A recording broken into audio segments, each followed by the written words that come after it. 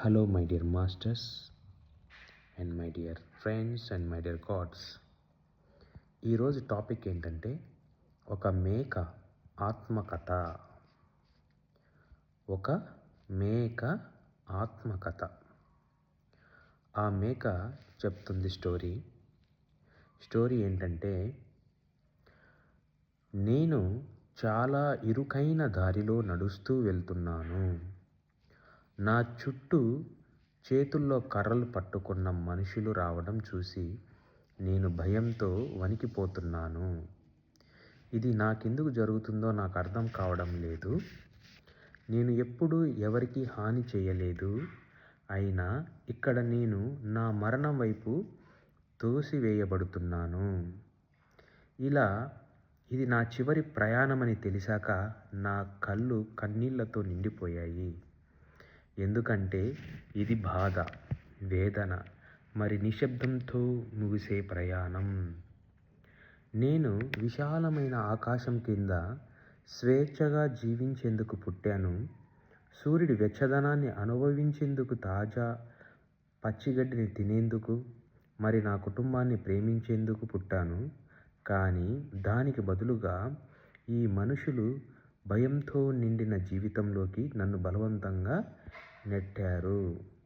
జీవితమంతా నన్ను ఉపయోగించుకొని చివరికి కేవలం తమ ఆహారం కోసం తమ బిడ్డల్లాంటి నన్ను బలవంతంగా చంపేస్తున్నారు. ఇలా కబేలా జంతు వధశాల వైపు నేను వేస్తున్న ప్రతి అడుగు నాకు మరింత భారంగా అనిపిస్తుంది. అక్కడి నుంచి నేను ఎవరో ఒకరి ఆహారపు పళ్ళెంలోకి భోజనంగా మారేందుకు నడుస్తున్నానని తెలుస్తుంది. హృదయంలో దయ కంటే ఎక్కువగా నాలుకపై రుచిని ఎంచుకునే వారికి నా జీవితం ఎంత తక్కువ విలువైనదో తెలుసుకుని నా హృదయం బద్దలవుతుంది అని మేక చెప్తుంది.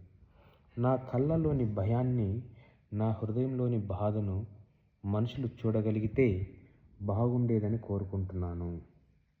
ఈ క్షణంలో నేను అనుభవిస్తున్న భావాలను వాళ్ళు కూడా అనుభవించగలిగితే ఎంత బాగుండేది.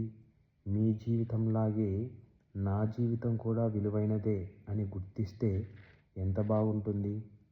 నేను ఇంకా బతకాలనుకుంటున్నాను కనుక దయతో భర్తీ చేయగలిగిన చిన్న విషయం కోసం నేను చంపబడకూడదని మాత్రమే కోరుకుంటున్నాను. మీ హృదయాలను విశాలం చేసుకొని దయచేసి నా ఆవేదనను గుర్తించండి. మీలాగే చావు భయం లేకుండా హాయిగా బ్రతికే హక్కు నాకు కూడా ఇవ్వండి ప్లీజ్ అని ఒక మేక తన ఆత్మకథను మనకు చెప్పుకుంటుంది. కాబట్టి friends and my dear gods, దేవుళ్ళలాగా మనము ఈ విషయంలో ఆలోచించాల్సిన విషయం ఉంది. ప్రతి ఒక్కరము before going to sleep 10 minutes, after sleep 10 minutes meditation చేసి అద్భుతమైన జ్ఞానంతో జీవిద్దాము. Thank you God's.